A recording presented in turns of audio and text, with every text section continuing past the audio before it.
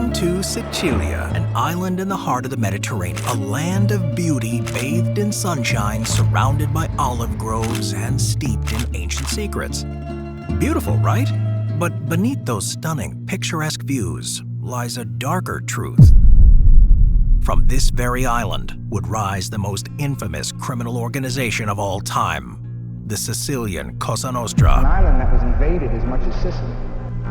The people formed families so that they could have this trust within the family compound. If you had this sense of loyalty, you could combat the invaders. Rising from the shadows, a web of families bound by blood and bullets would form. You see, people don't understand how truly powerful these guys were and for how long. And let's just say they had friends in very high places, and I don't just mean in Sicily. If you thought the American Mafia was ruthless, well, these are the guys that Cosa Nostra in America would not dare to cross. But with this great power came corruption, and with corruption came violence on a scale that had never been seen before. Born out of necessity and fueled by desperation, this honored society, rising from the ashes of a broken system, they were supposed to defend their people against foreign invaders. But this is a story of contradictions. On one hand, they claim to abide by a code of honor, defending their people against the foreign invaders. But ironically, it's their own people who have often suffered the most. What might have started with noble intentions morphed into something truly evil. What drove these men to such extremes, and how did they build an empire that spans continents? This is a story that's never been told like this before, a story more intense than their operas. This island has seen it all, from ancient Greek conquerors to the Spanish Empire. And still, Sicily, even today, has kept a rebellious spirit, adapting and evolving with each twist in its history. I still can't believe that all of this is real. And so we decided to go a step deeper and finally answer the questions we've all had. And well, I guess there was only one way to find out. Today is the day you've been waiting for, so strap in as we finally uncover the rise of the mysterious Sicilian Mafia. Prepare to be shocked, but ultimately understand the chilling reality of a world ruled by shadows. But I have to warn you, this is going to be raw and unfiltered. Subscribe for more premium documentaries and join the only mafia you should be part of, the Culture Mafia. This is the story of Sicily, a story that has never been told like this before. Let's begin. Dove vai ora? Corleone. Italy without Sicily leaves no picture on the soul. Here is the key to it all: Goethe. To begin this journey, we need to go back over 2,000 years to the days when Sicily was known as a vital asset, frequently changing hands between different empires. First in recorded history came the Phoenicians as early as the 9th century BC. Prolific seafarers and a fierce Mediterranean civilization, they looked to expand their empire west from its home base on Lebanese shores and brought with them the culture from the Levant. The Greeks soon followed, expanding their mighty empire and absorbing Sicily around the 8th century BC. The lush farmland of the Central Plains, where they could grow crops and utilize the island's other resources, proved irresistible. This period would have rooted Sicily firmly in the ancient Greek world. Sicily symbolized a geographic prize jutting out into the Mediterranean Sea, which any seafaring empire was compelled to hold if they wanted to exert influence over the region. It was within close distance to Carthage on the coast of modern-day Tunisia, home to the legendary general Hannibal. It was becoming a major power in the ancient world. Were soon replaced by another great empire on the rise, that of ancient Rome. Sicily fell to Rome at the end of the Punic Wars in 241 BC, and what followed was one of the island's longest uninterrupted periods of rule, with Rome retaining power for around another 700 years until the 5th century AD. After a period of instability following the collapse of Rome, Arab rule finally established itself during the 9th century AD. But far beyond military conquest, Arab rule also brought many valuable crops, specifically lemons and oranges, along with the intricate knowledge of how best to grow them. Both of these crops would go on to become crucial Sicilian exports all the way through to modern times, and also play a key part of the Mafia's story, which we'll come back to very soon. Anyway, they would rule for 200 years. Ibn Jubair, an Arab traveler, geographer, and poet, visited the area in the end of the 12th century and described what he saw. The capital is endowed with two gifts, splendor and wealth. It contains all the real and imagined beauty that anyone could wish.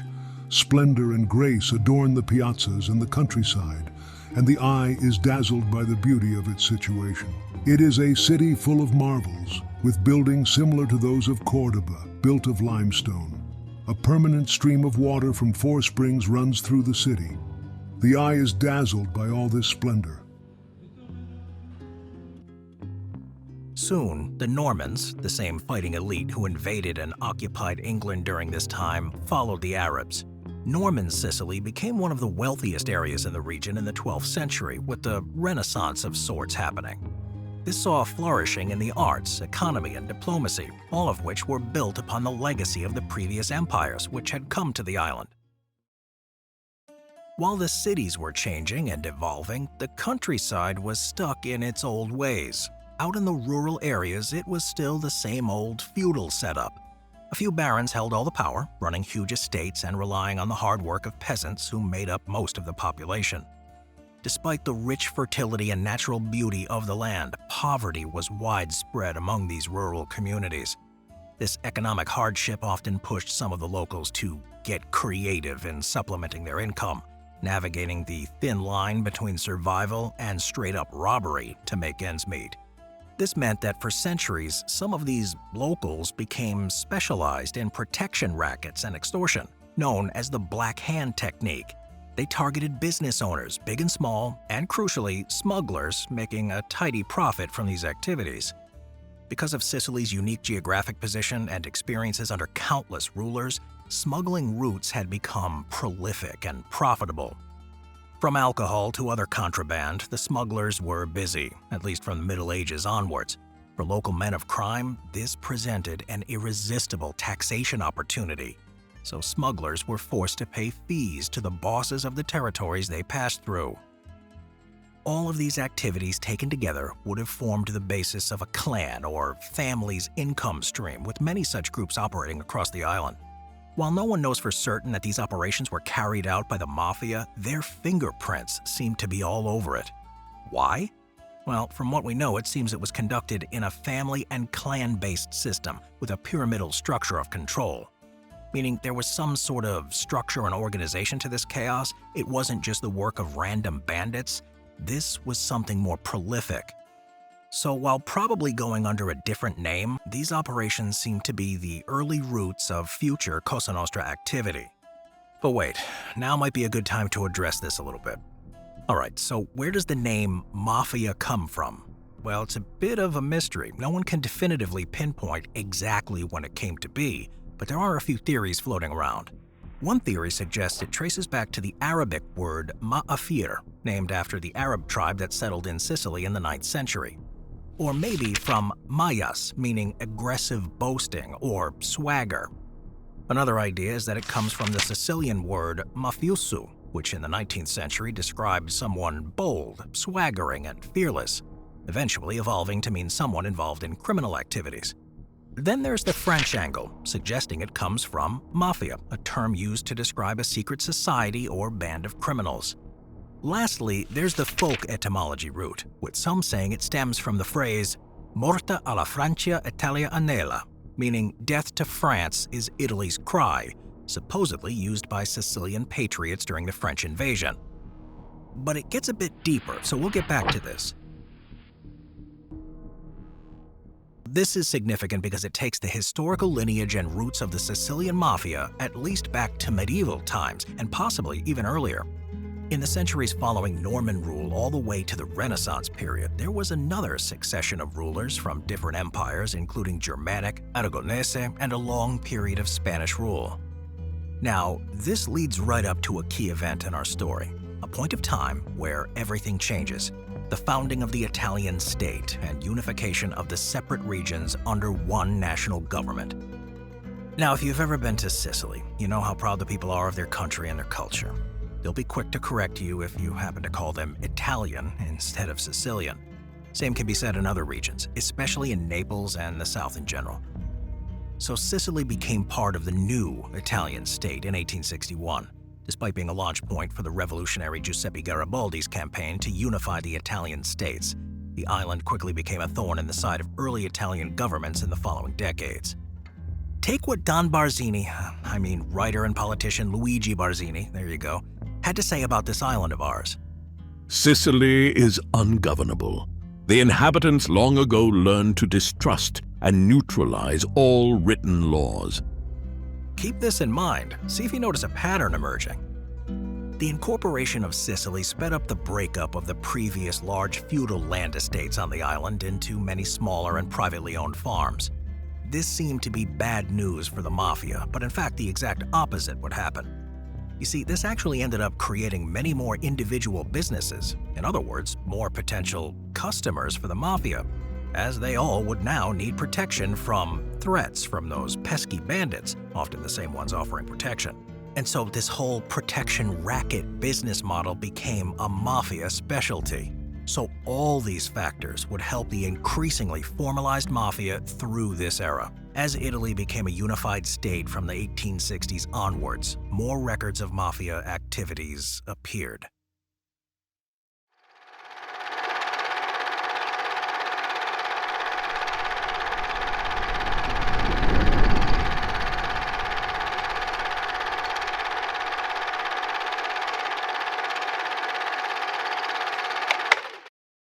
In 1863, a nobleman and baron named Niccolo Torizzi Colonna was making his way back to Palermo from one of his estates on the city's outskirts. It was a typical warm summer evening. His horse and carriage passed along the quiet country road lined with lemon trees. Everything seemed normal until suddenly, out of the darkness, came a chorus of gunshots. 5 men, concealed in different positions around the carriage, opened fire, first taking down the horses before directing fire towards its occupants. Their target was Colonna, and had it not been for his guards' fierce fight and arrival of another warden on foot who had heard the commotion, the assassination would have succeeded. The warden directed 2 shotgun rounds towards a bush he had seen movement from, resulting in a scream of pain. The mafiosi, under pressure from the fire, decided to take their wounded and retreat. It would be this man, Colonna, 1 year after his close encounter, who would go on to write the first key work directly mentioning the honored society in great detail. The well-respected Italian patriot and future mayor of Palermo published his work Public Security in Sicily in 1864, discussing a sect of thieves who operated across the island. He began a process of raising awareness in Italy of this problem. He also makes early mention of the Code of Silence, Omerta, and the way in which the group picked the best and brightest from rural communities to join their ranks, suggesting deep roots across the island. Despite his seeming opposition to the mafia, though, there was strong suspicion that he was, in fact, intimately involved, offering at the least protection to the prominent local members and accused by some members of parliament as being head of the Palermo Mafia. This only adds to the intrigue around this mysterious gentleman and the group he speaks of. It reveals that from the earliest days of written evidence, the group's reach is deep and already well into the realm of the Italian state and holding power over officials. This is a trend which would continue for over another century, including on the foreign shores of America, where the group would eventually spread. The term mafia wasn't part of the vocabulary used to describe this secretive group, not even by its own members. Instead, they were likely referred to as honored society or simply men of honor. These more respectful titles are noted in historical accounts like those of Colonna, who often opted for terms like the sect. It wasn't until the 1860s that the word mafia began to make its way into the public discourse. The opera, The Mafiosi of Vicaria Prison, first performed in 1863 and written in the Sicilian dialect, did a great deal to add momentum to the name's adoption. Despite only being described in the title, the play became hugely popular at the time, making the idea of honor one of its central themes. It describes the honor codes of a prison gang, their initiation rituals, and collection of pizzu, or protection money, all practices uncannily similar to those of the mafia of more recent times, adding credence to the idea that the play was describing and stylizing a group long present in Sicilian society. The name's adoption then gathered pace as it entered the Italian political system and started making its way into debates and consequently the lips of the politically connected in cities throughout Italy. Since being brought over by Arab traders from the 9th century, citrus fruits, specifically lemons, had become well established in Sicily, with many of these valuable groves surrounding Palermo itself. From 1795, the British Navy had its crews take lemons to fight off scurvy. This move was a game changer. Suddenly, the British could rule the waves without their sailors dropping like flies, and the demand for lemons shot through the roof. This only increased through the 1800s, with exports growing from 400,000 cases sent to London and New York in 1834 to over 2.5 million cases exported to New York alone in the 1880s. This was a huge amount of money that was circulating in the industry, with so many lemon growers generating such volume of fruit that it was necessary to make use of many other associated industries such as packing and processing, which the mafia effectively controlled and took a slice from every part of this industry. If you thought the mafia would stop there, then you haven't been paying attention. The mafia was also involved through protection rackets and extortion. Lemons were known to be a vulnerable crop, prone to shocks in things such as water supply and also damage to the trees themselves. A farmer who was looking to ensure the smooth running of his lemon operation would need to pay local men of honor from the relevant ruling clan to ensure protection for their orchards. It essentially became, the cost of doing business. What else could they do? Refuse? Well, we'll go see how that would turn out. If protection money wasn't paid, then it only meant one thing: violence, both against the owners as well as the fruit trees themselves. And so, this was the mafia's way to maintain control of almost all the aspects of the industry. They were benefiting from and being fueled by the citrus boom just as the Italian state was being formed, and the opportunity to exercise political influence was growing. In 1872, Gaspare Galati inherited a lemon grove in financial trouble. A family asset passed on to him. He made it his mission to turn things around. A surgeon by trade, Dr. Galati began his work on the lemon groves, modernizing the operation, installing an innovative steam pump heater, for example, to irrigate the crops. However, problems soon arose with lemons being stolen from trees, as well as coal destined for his prized steam pump. It became clear to him that the warden of the estate, a man named Carolo, was responsible. After consideration, Galati looked to sack Carolo, but strangely then had many friends who had no way of knowing about his business arrive to advise him to rehire Carolo for his own safety. One night, a short time later, the warden who had been hired to replace the sacked Carolo was passing between groves. At around 10 p.m., he was taken out by multiple gunshots to the back. The mafiosi had located themselves in a firing position on a terraced platform in the field opposite to remain hidden, a favorite technique of these early hits. The smell of gunpowder lingered in the air as the assassins made off into the night, leaving their crumpled victim on the lane. The warden was discovered and taken to hospital, but died shortly later from his wounds. Galati went to the police with his suspicions, but no effort was made by them to pursue the man suggested as responsible for the crime. Galati then hired another warden as he desperately needed protection for his valuable crops.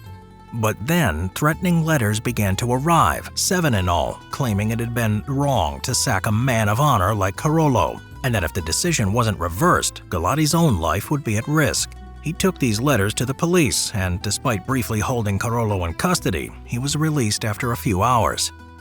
Galati took his complaint to a visiting magistrate due to being convinced the local police were compromised.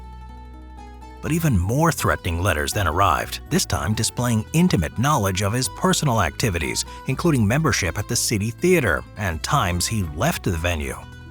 Even more worryingly, they contained content of his letters to the magistrate, which suggested the Mafia had spies almost everywhere. In 1875, after the passing of the deadlines sent in the threats to him, Galati's new warden was shot, this time in broad daylight. To make matters worse, this warden, who Galati was relying on for the testimony he gave as he lay in hospital, had now recovered and instead of pursuing the case, had decided to instead visit the local boss of the Uditore Mafia, Giamona. Here, he made his apologies to the Don for initially cooperating with the police in hospital, and then, following a lavish banquet with the other prominent sect members at Giamona's house, went on to change his statement. This led directly to Galati's case collapsing. Ironically, it was also Baron Colonna, mentioned earlier, who wrote the famous 1864 pamphlet on the sect that ended up assisting Mafia boss Giamona in his defense, effectively working against Galati and vouching for the mafiosi. This further brings into question his links to the group. So the saga ended, with Galati taking his family and fleeing Sicily to mainland Italy, leaving behind his beautiful estate in lemon groves, 25 years of work as a doctor, and the family's assets, all as a result of his battle with the local mafia. His account provides unique insight on how the mafia operated in this very lucrative industry and made it a cornerstone of their development. It also demonstrates the extent of their influence and constant readiness to use brutal violence in securing their goals. With connections at every level of state, it became very hard to pursue cases against the mafiosi, which essentially brought a degree of immunity, and with it, a sense of invincibility for many.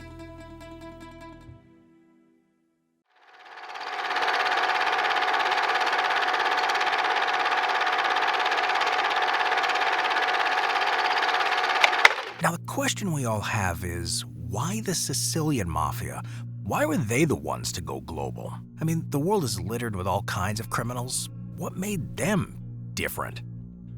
You see, the secret behind the Sicilian Cosa Nostra's control over Sicily and its spread to other cities comes down to the same strategy that powered the Roman Empire's conquests to dominate the known world.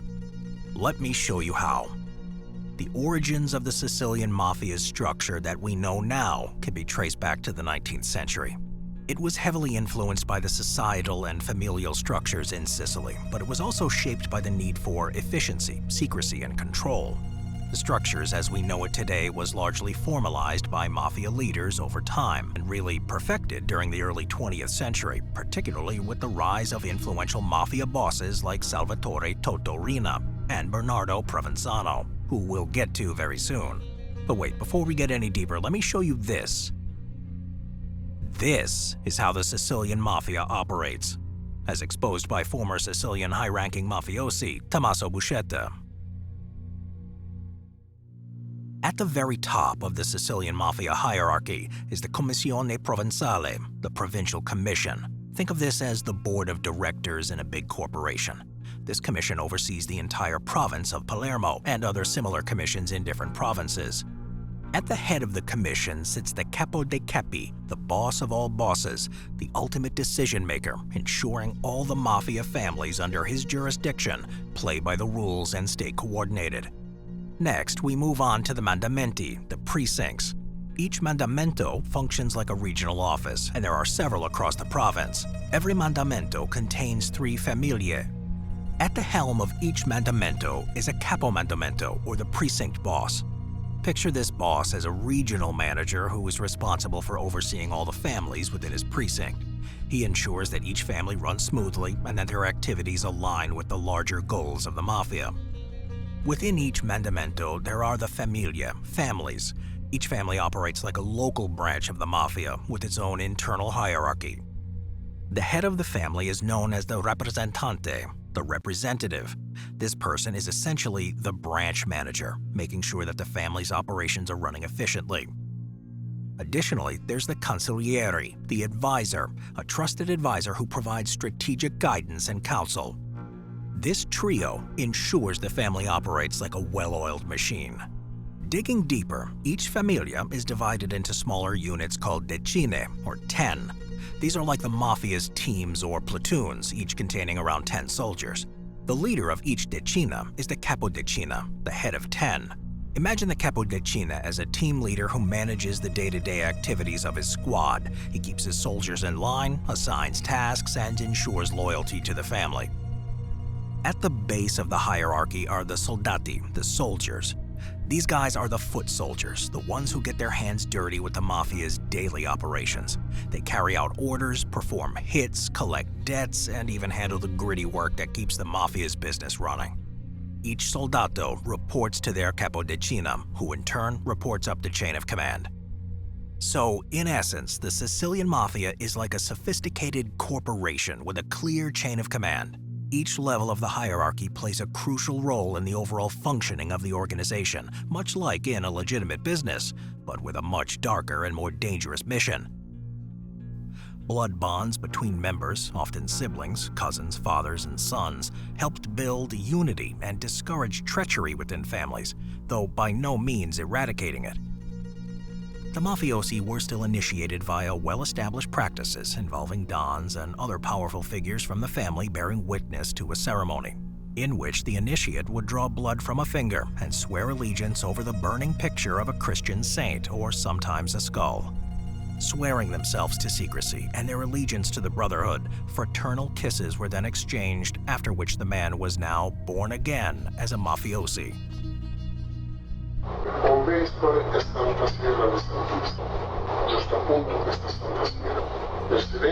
Extremely elaborate, even neo-pagan language. Holy afternoon greetings to the devotees, he says at one stage. He asks the new member to swear until the 7th generation that he will protect the honor of his wise brothers. And the initiator tells the new member, if you're careless, essentially you've got two options. Either you've got a cyanide pill, and he looks like he pushes a gun in front of the new member and says, or you've got the gun, and make sure always to leave one round in the chamber for you. These were also the glory years of figures like Don Vito Cassioferro, one of the most influential mafia bosses of the era. A man who embodied the old ways, placing great emphasis on honor and family, but who also maintained impeccable personal dress and social contacts with the best and brightest of Sicilian society. Upholding a sense, at least publicly, of decency and decorum with a strong commitment to not bringing unwarranted attention to the organization. It was under the watchful eyes of powerful figures like this that other notable leaders of the future would grow up under. But the good times were not to last forever. Listen closely. What I'm about to tell you is an offer you simply can't refuse. Now, as you'll see, joining the Sicilian Mafia never ends well for anyone involved. It's a crazy life built on exploitation and false promises. While they claim to live by honor and integrity, a closer look at their stories reveals a dark reality. Their lives are filled with danger, betrayal, and fear. No one truly wins in that world. But what if there was a different kind of mafia, one that offers a path to real power and success, one where you only benefit? Although, for a long time, this was too good to be true. Well, today, it's become a reality. This is exactly where the culture mafia comes in. You see, by being part of the culture mafia, you gain access to the timeless wisdom that's been hidden from you.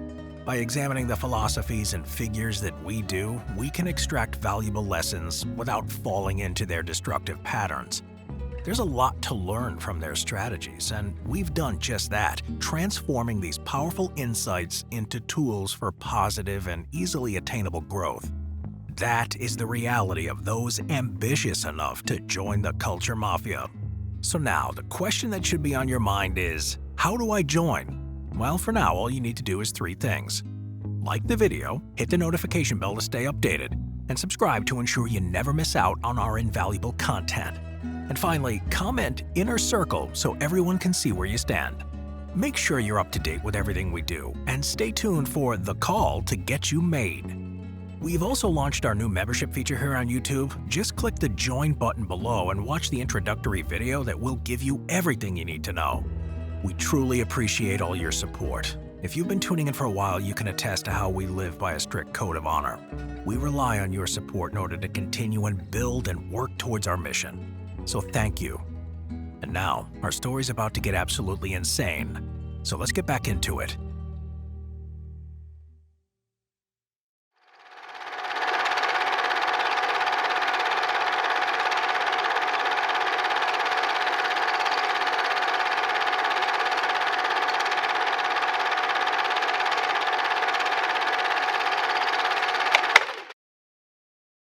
Whilst some Sicilians had begun to emigrate to the US during the 1880s and 1890s, this would not get into full flow until after the turn of the century. Rural life in the interior continued as it had done for centuries, with industrialization making slow progress in these regions. Crushing poverty remained a reality for many, but in the West and around Palermo, things were actually changing fast. A globalized world was beginning to open up. Over the next 50 years, these clans continued to control these lucrative areas of business, expanding their political influence in the meantime. With the start of the 1920s, political currents were shifting. You see, Sicily always tended to be a bit left-leaning, so it was a growing hotspot for all sorts of communist chatter among the poorer working folks out on the farms. But while the island had its eye on the left, something far right was brewing on the mainland. Fascism was sneaking into Italy's political scene and soon made its way down to Sicily. Though Sicily wasn't biting at first, you know how these things go, as history has shown. It becomes like an unstoppable wave that crashes on every shore eventually. The island could not resist events on the mainland for long.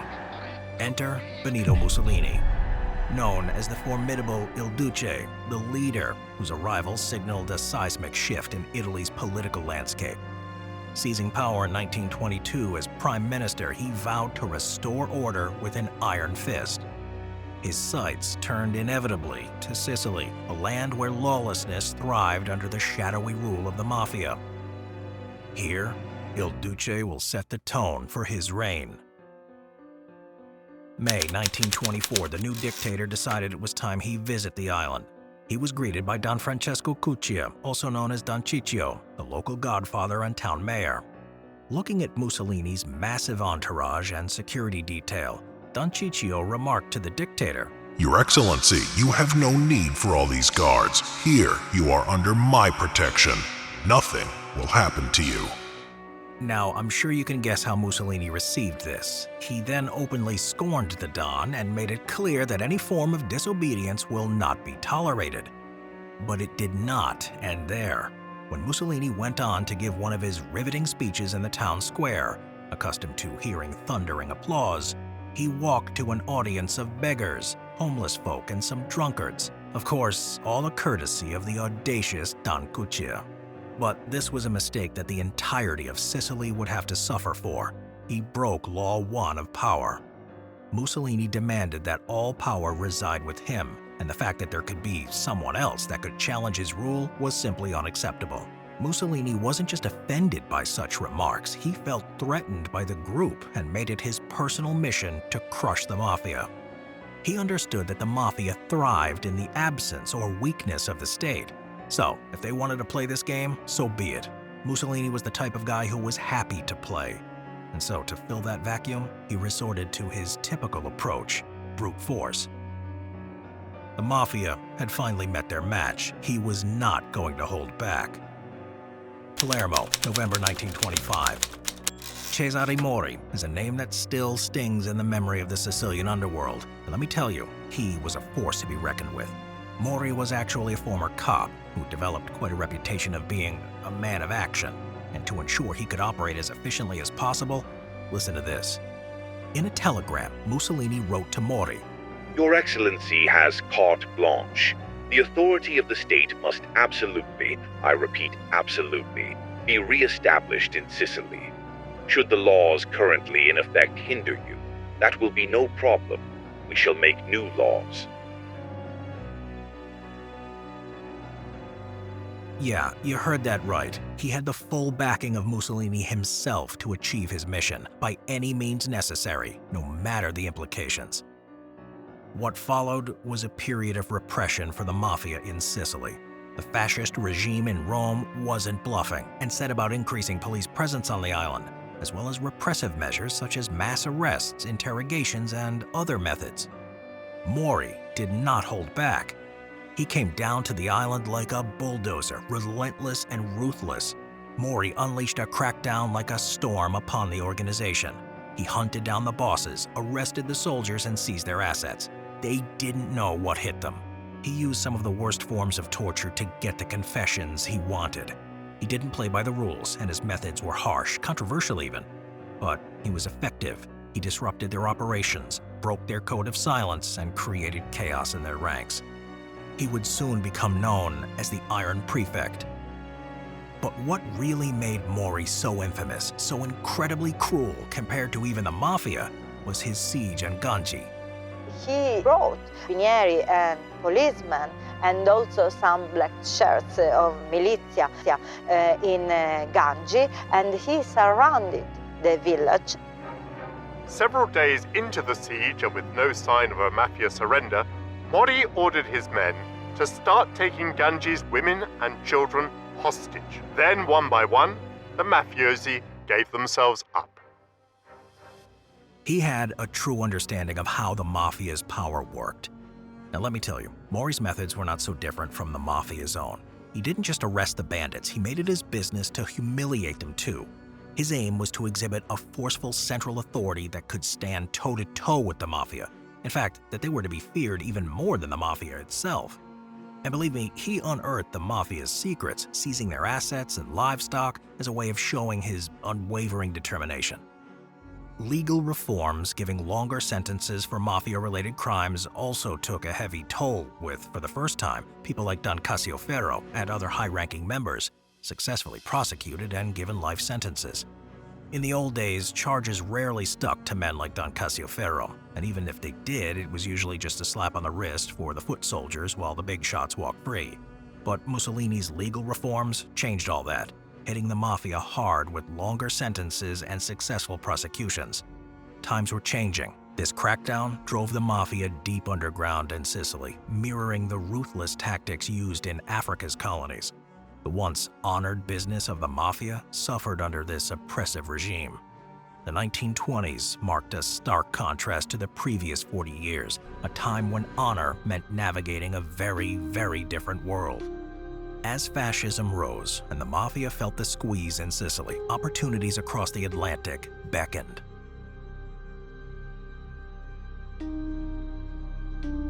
With well-established sea routes to the US, many impoverished Sicilians, including young Mafia men, saw America as a fresh start. The likes of Morello and other pioneers had already laid groundwork in New York since the early 1900s, paving the way for a significant wave of migration in the 1920s. The promise of a new life on American shores proved an attractive prospect for many poor Sicilians, including young Mafia men who felt their talents may be better put to use there than beginning a story which is a fascinating tale in its own right, and one intimately connected to the Sicilian Mafia. Then, boom. 1939 hits. The Second World War explodes across Europe, bloodier than ever. Italy under Mussolini's fascist grip. This is where Operation Underworld comes in. January 14, 1943. Allied leaders met in Casablanca, Morocco, to discuss and plan their strategy for the next phase of the war. This was an incredibly decisive period during the war. They needed to be quick. You see, the Germans were onto them. They knew the Allies were itching to punch into Europe. So it wasn't that simple, because there were only a few logical options they could take, one being Greece and the other the island of Sicily. In the end, after much debate, they decided the best way to enter the rest of Europe was through Sicily. But now, they needed to convince the Germans that the attack was going to take place in the south of Greece. So they set up an elaborate deception plot called Operation Mincemeat, where they convinced the Germans that the invasion would occur in Greece. And sure enough, it worked and bought the Allies some time. Now they can just focus on the actual invasion. Problem is, they didn't have enough intel on the island, and the local Sicilians were not being very cooperative, fearing the wrath of the Mafia. Sicily was the perfect location to begin the invasion. However, they were simply not ready to invade just yet. Gathering all the intel they needed was going to take a lot of time. time they simply didn't have. With the invasion date looming, desperation set in. They needed this information before the Germans caught wind. Time was running out. If they don't get the intel they need soon, the whole operation will be a disaster. Soon, they grew somewhat desperate. Fortunately, there was one man who could solve this conundrum. So on May 7th, 1942, a group of mobsters, lawyers, naval officers, and government officials headed to Danmora prison, also known as Little Siberia, to meet with the godfather of the mob, the man who organized crime, Charles Lucky Luciano.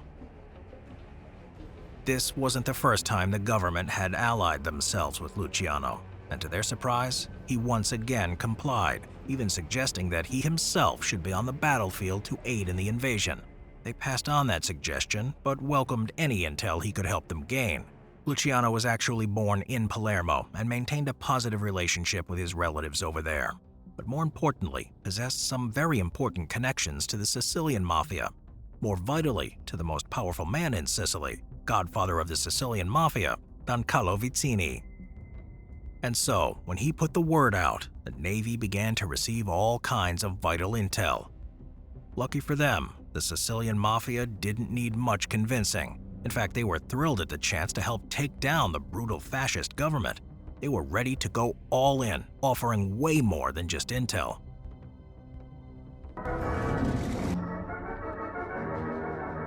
July 9th, 1943, at 2:45 a.m. 2,600 Allied ships descended onto the shores of Sicily, carrying over 160,000 troops. They stormed the southeast beaches, making it the biggest beach landing in history, at least until Normandy came along. When they got there, they met up with their mafia counterparts who provided invaluable services. It didn't take long for the American troops to start making headway. On the very first day, a group of Navy lieutenants, with a little help from their mafia friends, seized the headquarters of the Italian Naval Command on the island.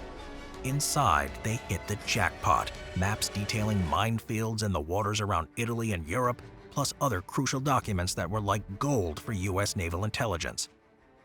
Word has it the day after Don Carlo took control up in the heights near Monte Camerata, overlooking the way to Palermo, Commander Lieutenant Colonel Salemi saw most of his troops desert him. Some Italian soldiers said mafia guys came to them during the night, telling them it was hopeless and offering regular clothes so they could slip away and be with their families. With this inside information, the U.S. military swiftly secured the entire western side of the island within 2 weeks of landing. Their progress was lightning fast, marking a monumental victory for the military. Mussolini himself was soon captured by partisans as he attempted to flee north, was executed along with his mistress, with both strung up by their feet outside a gas station in Milan. For 21 years, Mussolini's regime had ruled with an iron fist, but now there was a new boss in town. For the Mafia, who had been forced to operate in the shadows for the past 2 decades, the Allied invasion and occupation signaled a new era and a chance to reclaim their empire. The Allied forces were focused on winning the war, so from 1943 to 1945, they had no concern for the Mafia or their previous activities. In the immediate post-war period, the main concern shifted to the spread of communism from the Soviet Union to Europe. Once again, Cosa Nostra, being an apolitical group, presented no threat in this new geopolitical landscape.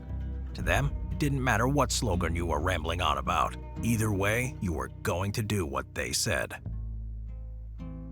Just like that, the Mafia were back in the game, cozy with their new allies. All these old ties were sparking back to life, and family groups were on full alert, poised to grab at any opportunity that might come swinging their way. What followed was one of the biggest economic reconstruction programs in history. The Marshall Plan was primarily aimed at reviving the economies of Germany and Central Europe, which had been devastated under German occupation.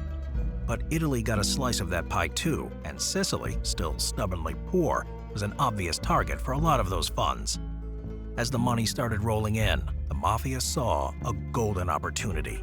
They raked in cash through extortion and taxing the relief money. It was the perfect boost to get them back on their feet after lying low for so long.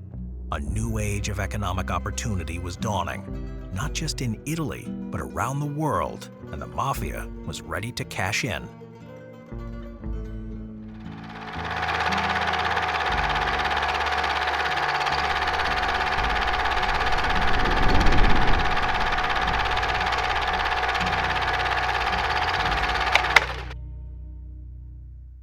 After the post-war relief period from 1945 to 1950, Italy settled back into its parliamentary system without the same level of direct oversight from the Allied powers. New Italian businesses were popping up, sparking a manufacturing boom. With this economic revival came fresh opportunities for a now re-established mafia. A key area of business for the mafia in this period was the construction industry. In the 50s and 60s, they made some serious sums of money controlling and profiting from the building trade in and around Palermo. This was a period of reconstruction on quite a large scale. So by the 1950s, money was sloshing in from the Italian government for new building projects. And so, naturally, the clans skimmed off the top of the initial funds. For these men of honor, life couldn't be better. The contract process itself, too, was heavily corrupted, with 80% of the over 4,000 building permits in Palermo granted to just 5 men. This resulted in limited oversight, and many historic areas of Palermo, which should have been protected, selected for demolition simply to suit the interests of someone with the right connections. Referred to as the Sack of Palermo, it saw beautiful historic houses such as Villa dell'Isla, a centuries-old masterpiece, torn down with the application made and granted in the same day. While this boom saw the erosion of much of Palermo's history, it also greatly swelled the mafia's coffers. By the 1960s, it had become an extremely valuable income flow. The other key new profit stream in this period was heroin. I also don't believe in drugs. For years, I paid my people extra so they wouldn't do that kind of business. Drugs had always been a controversial issue for the mafiosi. For many of the older generation, involvement in the drug trade violated certain codes of honor. In the US, where the mafia had been evolving somewhat independently, they preferred semi-legal or illegal businesses with a front of respectability. The mafia was essentially printing money during Prohibition. It allowed them to make insane profits from a product that just a few years earlier was completely legal, without tarnishing their image or straying too far from their codes of honor.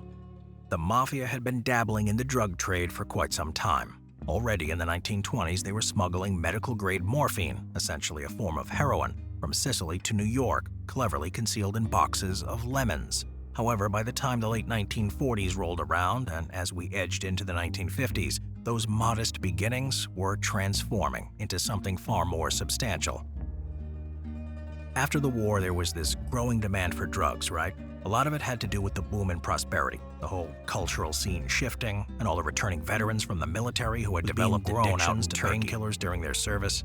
So here's the deal. At that time, most of that raw opium, the stuff they turn into heroin, was being grown out in Turkey where they grow the poppy. They'd ship it off to get refined somewhere closer to where it was all going down.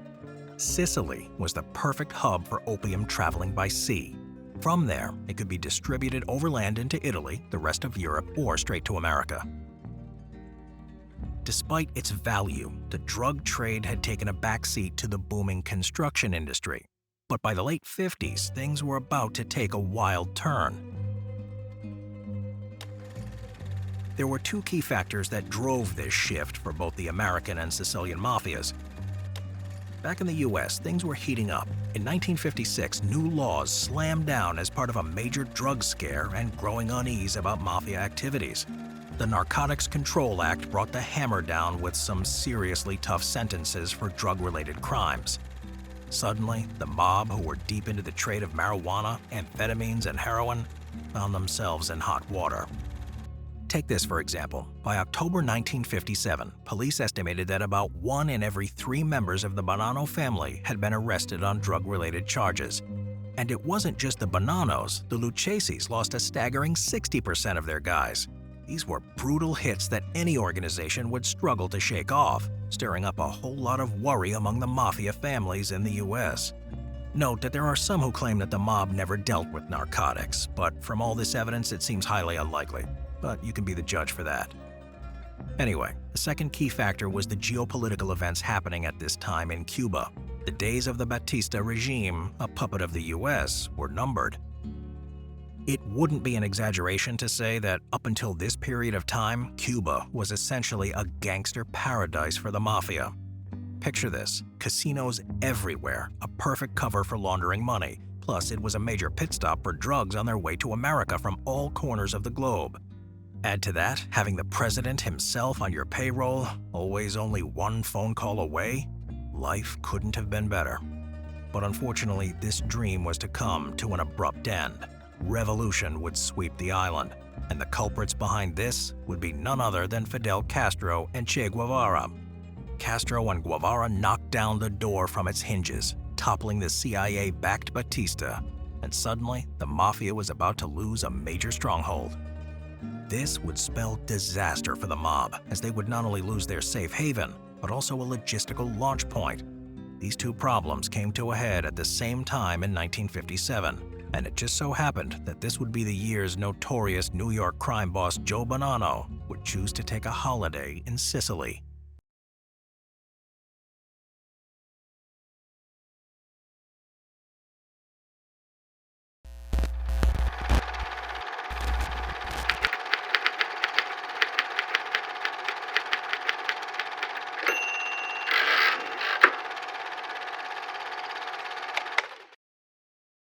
Now let me understand that if anybody dealt in narcotics from the Bonanno family, or killing on contract for money in the Bonanno family, they did it without your knowledge? Without my knowledge, no question about it. You swear it?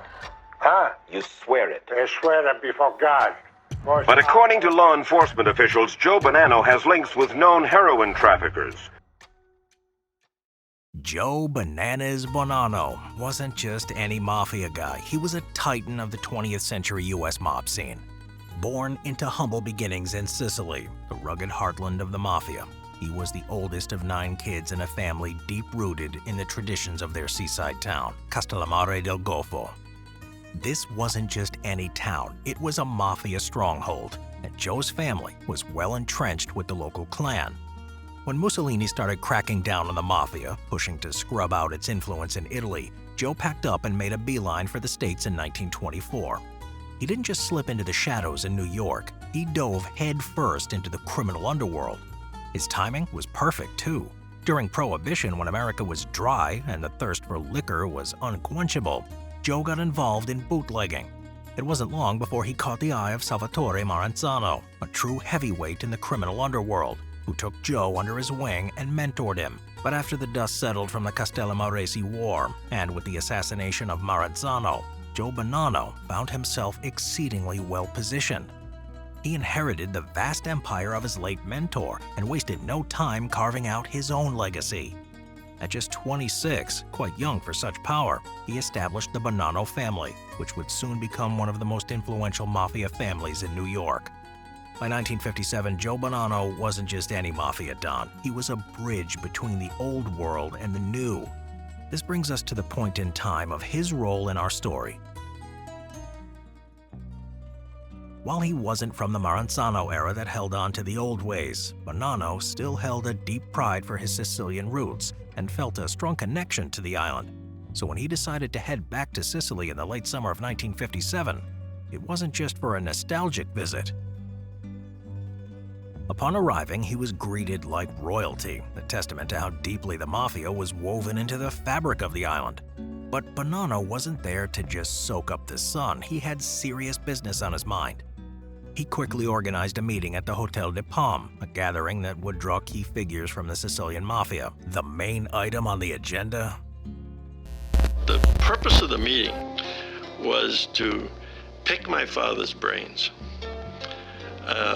as to how they were going to resolve a problem they were beginning to have among each other over the narcotics trade in Turkey. Bonanno was now looking to shift the U.S. Mafia's operational base from Cuba, now a political hotbed, to Sicily. He needed Sicilian resources and a firm commitment to ramp up their involvement, aiming to make Sicily the new hub for the booming heroin trade. Allegedly, of course. From Sicily, it's alleged that they would sneak in heroin in freight or tuck it into the bags of Sicilian immigrants, making a beeline for the U.S. in the 50s. Police busts in the years after this big meetup pointed to a major boost in how the U.S. and Sicilian mafias were working together, seriously padding the pockets of both groups. But here's a twist Bonanno didn't see coming. The heroin game was shifting east, all the way to Southeast Asia. And guess what? This was perfect for the setup he had just carved out with the Sicilian Mafia. The new routes, the new supply, it all fit like a glove. And then, bam, the Vietnam War kicks into high gear in the 1960s. Suddenly, you've got a flood of vets coming home, and a lot of them looking for something to numb the memories. And you had just what they were looking for. So the demand in the States goes through the roof. For Bonanno and his new Mafia Paisan, it was like hitting the jackpot without even buying a ticket. This renewed relationship would prove highly profitable, shaping Mafia activity for decades to come. Alongside agreements on heroin trade cooperation, the Sicilian Mafia also picked up some diplomatic lessons from the summit. Not long after Bonanno's Sicilian holiday, they established their own version of Luciano's 1931 commission. Known by the same name, or cupola in Italian, it operated slightly differently with its representation system, but the goals were the same. The aim was to control the use of violence within the organization, reduce its frequency, and help maintain overall strategy and stability. Some say that the American Mafia suggested this move, as it would benefit no one if the Sicilian Mafia were torn apart by infighting, just as they were stepping up their involvement in a high-stakes operation. But you know how it goes. Best laid plans, right? Despite setting up all these rules to keep the peace, it took just 4 short years for everything to explode into chaos.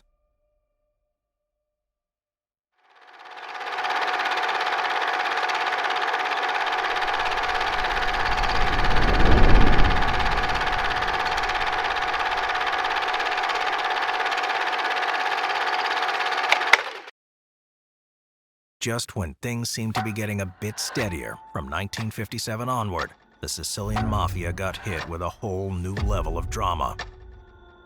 It would become known as the First Mafia War. Between 1961 and 1963, it was pure chaos. Mafia clans in the Palermo area went at it, leaving both their own guys and innocent bystanders dead. This mess was exactly what the Commission was set up to prevent. But here they were, getting dragged into petty squabbles that escalated big time. It all blew up, quite literally. The nastiest of these was parked on a quiet countryside road. When the cops showed up to defuse it, it went off. That pushed the authorities over the edge. There was a massive crackdown, and it hit hard. Commission threw in the towel. Bosses and key players skipped town, heading overseas. For a while there, it looked like the Mafia was on its knees. Reports said Mafia-related crime in Palermo dropped to almost nothing. Even the routine collection of protection money stopped. Something unheard of, even under Mussolini's iron fist. But you know how it is, right? While it looked like the Mafia was down for the count, appearances can be tricky. The crackdown did cool things off for a bit, but wipe out the Mafia? Not a chance. It was just the calm before the storm. Heading into the 1960s, there was a changing of the guard within the Mafia. The old-timers, born in the late 1800s, were no longer running the show. Instead, a new breed was stepping up. Men born between the world wars, now in their 30s and 40s, ready to shake things up. These guys didn't come up under the same old rules as the Casioferros, the Morellos, or even the Gambinos who made waves in the US. This new generation saw the lucrative upside of the drug trade and weren't so hung up on the old codes of honor, especially when it came to violence. A name that would soon become synonymous with one of the most brutal chapters in Mafia history was Toto Riina. Riina, born into grinding poverty in 1930, got his start in crime early and quickly climbed the ranks of the notorious Corleone family. Yeah, that's right, the real Corleone family, not the Hollywood version from The Godfather. Under his lead, the Mafia would enter a period marked by unprecedented violence, leaving thousands dead. His reign was so ruthless that it nearly brought about the Mafia's destruction, a stark departure from the power it had wielded over the past century. If you want to uncover how things pan out for these friends of ours, you need to watch episode 2 over here.